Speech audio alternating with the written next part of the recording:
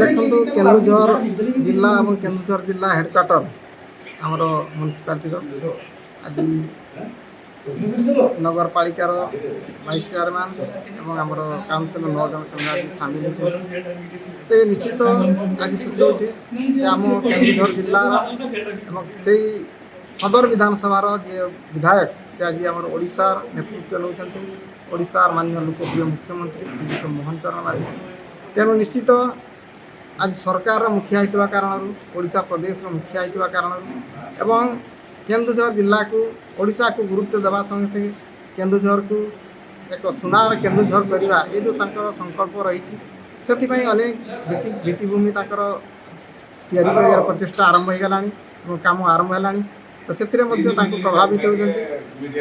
ଅନ୍ୟ କ୍ଷେତ୍ର ହେଉଛି ଯେ ଆଜି ବିଜୁ ଜନତା ଦଳ ଗୋଟେ ପ୍ରକାର କହିବା ଯେ ନେତା ବିହୀନ ହେଲାଣି, ପଥଭ୍ରଷ୍ଟ ହେଲେଣି। ସେମାନେ ବାସ୍ତବ କ'ଣ କାହାର ନେତୃତ୍ୱରେ ଯିବେ ଅନେକ ତଳ ସ୍ତରରେ ଏ ପ୍ରକାର ଦ୍ୱନ୍ଦ୍ୱରେ ପଡ଼ୁଛନ୍ତି। ତେଣୁ କେବଳ ଆଜି ମୁଖ୍ୟମନ୍ତ୍ରୀ କଥା ନୁହଁ, ଆଜି ଭାରତ ବର୍ଷରେ ଭାରତୀୟ ଜନତା ପାର୍ଟି ଯେଉଁ ଆଜ୍ଞା ନବୀନ ପ୍ରତ୍ୟେକ ମଣିଷର ଗୋଟେ ସମୟ ଥାଏ, ମଣିଷର କାମ କରିବାର କ୍ଷମତା ଥାଏ। ଆଜି ସେ ନିଜ ଦେହକୁ ଧରି ଚଳପ୍ରଚଳ କରିବାରେ ଅକ୍ଷମ ପ୍ରକାଶ କରୁଛନ୍ତି। ତେଣୁ ଆଜି ଓଡ଼ିଶାର ପାଇଁ ଯେଉଁ ଆବଶ୍ୟକତା ଅଛି ବିକଶିତ ଭାରତ ହେବା ପାଇଁ ହେଲେ ବିକଶିତ ଓଡ଼ିଶା କରିବା ପାଇଁ ପଡ଼ିବ।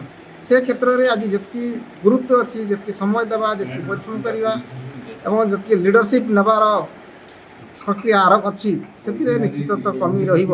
ସ୍ୱାଭାବିକ ମଣିଷର ପର୍ବ ପ୍ରାୟ ପ୍ରତିଦିନ ଚାଲୁଛି ଏବଂ ଜିଲ୍ଲା ସହିତ ଯୋଗାଯୋଗ କରିକି ଆଜି ଯେହେତୁ ଏମାନେ ହେଡ଼କ୍ୱାର୍ଟର ଥିଲେ ଏବଂ ଆମର ସଦର ବିଧାନସଭାର ସେ ଦୃଷ୍ଟିରୁ ସେମାନେ ଚାହିଁଲେ ଯେ ଆମେ ରାଜ୍ୟର ଆମର ଯେଉଁ ରାଜ୍ୟ ସଭାପତି ଏବଂ ମାନ୍ୟବର ଲୋକପ୍ରିୟ ମୁଖ୍ୟମନ୍ତ୍ରୀ ତାଙ୍କର ଉପସ୍ଥିତିରେ ଯୋଗଦାନ କରିବୁ ଏ ତାଙ୍କର ଥିଲା। କିନ୍ତୁ ଗ୍ରାମାଞ୍ଚଳରେ ମଧ୍ୟ ଚାଲିଛି।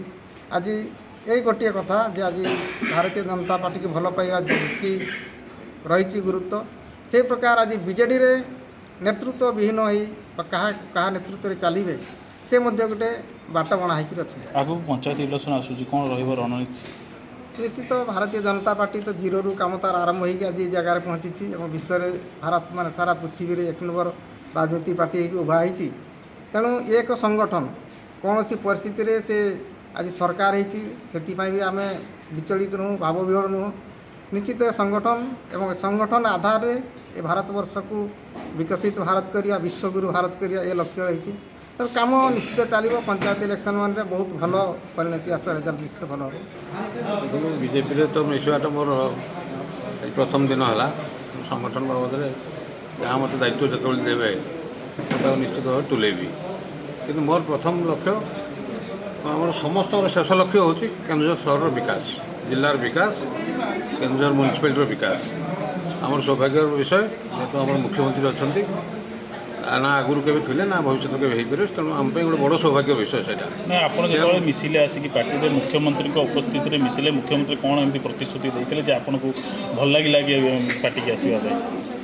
ବିକାଶକୁ ଆଧାର କରି ମୁଁ ଆଗେଇ ଦେଖ ସମସ୍ତେ ବିକାଶକୁ ଲକ୍ଷ୍ୟ କରି ଆଗକୁ ପଞ୍ଚାୟତ ଇଲେକ୍ସନ୍ ଆସୁଛି, କେମିତି କ'ଣ ରଣନୀତି କ'ଣ ରହିବ? ସେଇଟା ଦଳ ଯାହା ନିଷ୍ପତ୍ତି ନେବ। ସେ ତ ମୁଁ ଆଜି ଜଏନ୍ କରୁଛି, ତେଣୁ ସେ ବାବଦରେ ମୁଁ କହିବାଟା କିଛି ଆମ ମାଧ୍ୟମରେ କ'ଣ କହିବେ ଚାହିଁବେ ଓଡ଼ିଶାବାସୀଙ୍କୁ, ଆପଣ ଏରିଆବାସୀଙ୍କୁ କ'ଣ କେତେ ଆଜି ଖୁସିର ଦିନ କ'ଣ କହିବେ? ମୋ ପାଇଁ ଖୁସିର ଦିନ, କେନ୍ଦୁଝରବାସୀଙ୍କ ପାଇଁ ମଧ୍ୟ ଖୁସିର ଦିନ। ତେଣୁ ଆଗାମୀ ପଞ୍ଚାୟତ ନିର୍ବାଚନ, ମ୍ୟୁନିସିପାଲିଟି ନିର୍ବାଚନ ପାଇଁ ସଜାଗ ହୋଇ ରହିବାକୁ ସମସ୍ତଙ୍କୁ ମୋର ଅନୁରୋଧ ରହିବ, ଦଳୀୟ କର୍ମୀମାନଙ୍କୁ। ଆଉ ଦଳ ତୁମର ଯାହା ଦାୟିତ୍ୱ ଦେବ ତାକୁ ମୁଁ ସମ୍ପୂର୍ଣ୍ଣ ନିର୍ବାହନ କରିବି। ଏକ ପ୍ରକାର କହିପାରିବା କେନ୍ଦୁଝରରେ ଭାଙ୍ଗିଲା ବିଜେଡ଼ି ଗଡ଼ ଭାଙ୍ଗି ଭାଙ୍ଗି ଆସୁଛି। ଦେଖନ୍ତୁ ମୁଁ ହେଉଛି ଛାତ୍ରାବସ୍ଥା ରାଜନୀତି କରିବାକୁ ବିଜୁବାବୁଙ୍କ ଆଦର୍ଶରେ ଅନୁପ୍ରାଣିତ ଦେଇ ରାଜନୀତିକ ପାଦ ଦେଇଥିଲି। ଯେତେବେଳେ ସାରା ଓଡ଼ିଶା ନିଆଁ ଜଳୁଥିଲା ଦୁର୍ଲା ଆନ୍ଦୋଳନକୁ ନେଇ, ସେ ନିଆଁ ପିଣ୍ଡୁଳାର ମୋର ରାଜନୈତିକ ଜନ୍ମ। ସେତେବେଳେ ମୋର ଜନ୍ମ ହେଇଥିଲା। ବିଜୁବାବୁଙ୍କ ଦେହାନ୍ତ ପରେ ବିଜୁ ଜନତା ଦଳ ତାଙ୍କ ନାମରେ ଗଠିତ ହେଲା। ତାଙ୍କ ପରେ ମୁଁ ବିଜୟ ମହାପାତ୍ର, ଅମର ଚୌଧୁରୀ ପ୍ରଭାତୀ ପାର୍ଟି ଭଳିଆ ଲୋକଙ୍କ ସାଙ୍ଗରେ କାମ କରି ଆସିଛି। ଅଣ କଂଗ୍ରେସ ରାଜନୀତି ମୋର ଆଜି ଯାଏ ରାଜନୀତି ଅଣ କଂଗ୍ରେସ ଷ୍ଟାର୍ଟ କରି ଆସିଛି। କିନ୍ତୁ ଏଇ ଦିନରେ ଦେଖାଯାଉଛି ନୀତି ଆଦର୍ଶ ବୋଲି ବିଜୁ ଜନତା ଦଳ କିଛି ନାହିଁ। ଯେଉଁ ଆଦର୍ଶ ନେଇ ନୀତି ନେଇ ତିଆରି ହେଇଥିଲା ସେ ବର୍ତ୍ତମାନ ବହୁତ ଦୂରରେ ତାଠୁ।